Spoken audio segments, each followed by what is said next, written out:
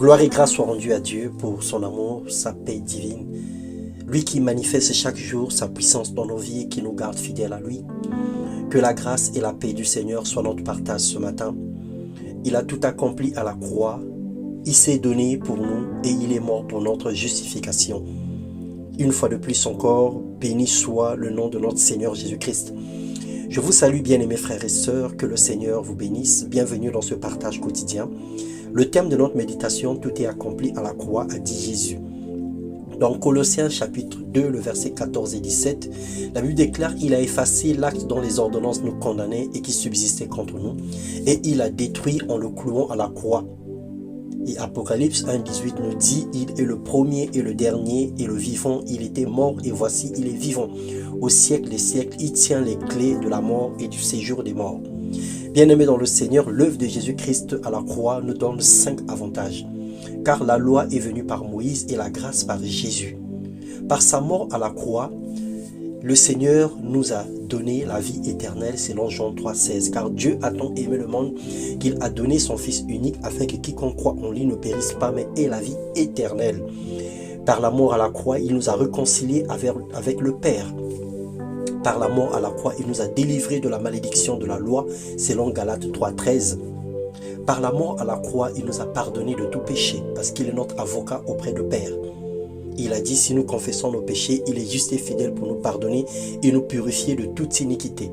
Il est venu abolir le sacrifice des moutons et qu'on pouvait faire dans l'ancien temps et il a accompli une bonne fois pour toutes une œuvre glorieuse à la croix pour nous donner le pardon du péché.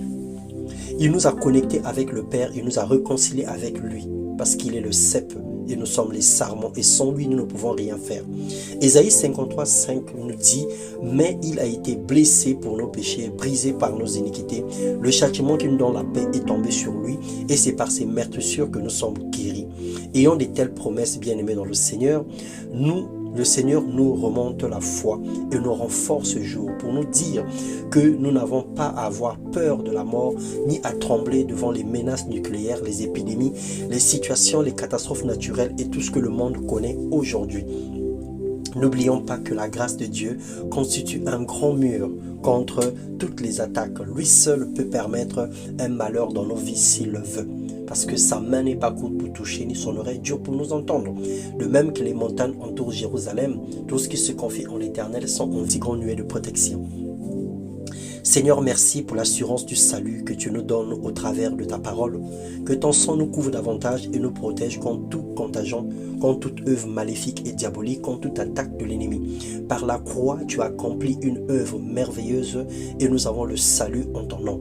Tu es merveilleux et tu ne changes pas. Tu n'es pas un homme pour mentir, ni un fiston pour se repentir.